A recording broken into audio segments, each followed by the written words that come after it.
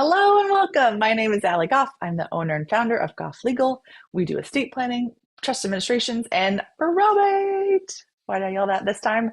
Because we're talking about probates. We are talking about the wild and wacky stuff of probates. It's actually not wild and wacky. It's really expensive and time consuming and annoying. My plan for this video is to make sure that you understand the basic process of a probate. I'm not going to walk through details step by step because that would take literally hours.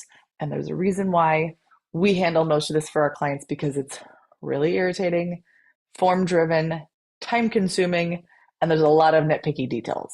This is a high level overview of what to expect for a probate. So, someone dies, let's say January 1st, and we've got to go through probate because they had too many assets, they had real estate, they didn't have trust, they didn't have beneficiary designations. But let's say they had a will. Good job. They nominated their sister to be the executor, and they wanted all their siblings to be their beneficiaries. And you're going to say, well, why are we going through probate? They have a will. Because a will does not avoid probate. I'll repeat it. A will does not avoid probate.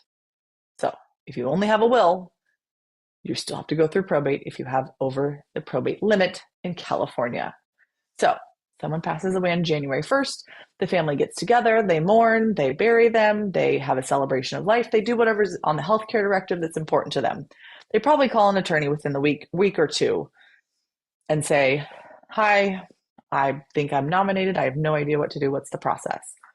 Maybe the attorney can get them in a week, maybe they can't get them in for 3 weeks, a month, who knows? Finally get them on the calendar, let's say it's February, get an appointment, meet with them, decide, yes, a probate's necessary. Yes, you're in charge. Let's move forward. Then we've got to start gathering information, getting documentation, just finding out what's in the estate, making sure that the person who's applying is bondable, as in is good credit and can qualify for a bond, confirming with the beneficiaries that in fact, everyone's okay with this person who's been nominated acting as the executor. Grab all the paperwork. Maybe that takes, say, 2 weeks. And now we're mid-February. We're going to go ahead and file everything. Great news. Court's up next in like 6 weeks or 6 months, depending on what county you're in. Some counties literally take 6 months to get a first hearing.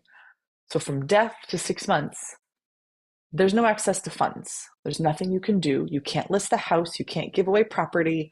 You can't do anything. You can, and you have to, use your money to keep the property current, make sure it doesn't go into foreclosure, those sorts of things. That's fun. No, it's not. But it's the reality. There's not a lot of cash. There's no cash accessible to do anything until the executor is appointed by the court at that hearing. By the way, after we filed everything, we went ahead and we had to publish in the newspaper several times publicly that this was being probated, so anyone can show up, any creditors can find out about it. We had to mail copies to all of the heirs, and we didn't and get all this stuff ready. So fine, first hearing. Okay, fine. We're in May. That's great. Yeah, I'll be nice. April. Let's say our hearing's in April. We get authority in April. Sometimes it takes a week, sometimes several to get the orders and letters back from the court because nobody objected. Everything, everyone agrees. This is a super simple probate. No family drama. They're just super nice people. They're not worried about it. Everyone gets along. So April things are granted. Mid-April, they get authority. Letters, order. They can now open a bank account. They can list the property. They can start negotiating with creditors. That's our 4-month clock starts. The probate must be open for 4 months.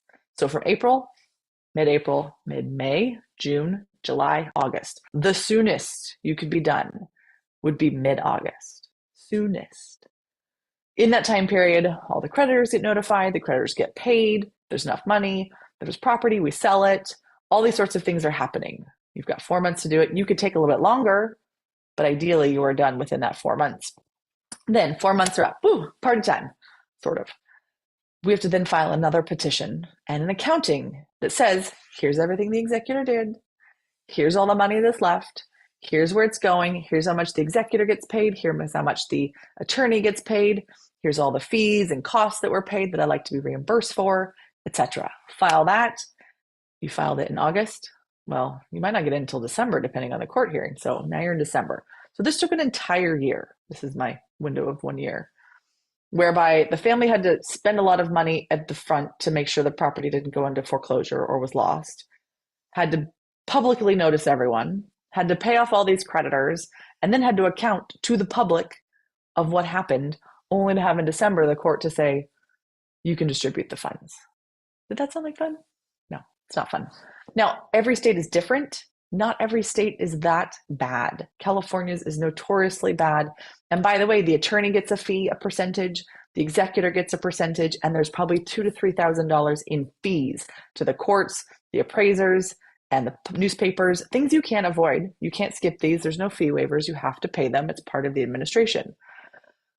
All of that thing is awful and can be avoided, by the way, with funding of trust, having beneficiary designations. There's all sorts of ways to avoid that process, but I hope it was helpful. Probably too dark and sad, and that's just the way the California process is. But if you don't like that, if that doesn't sound like fun, if that doesn't sound like you want your family to go through that process, I encourage you to reach out to your attorney and make sure that you have a trust that's funded properly.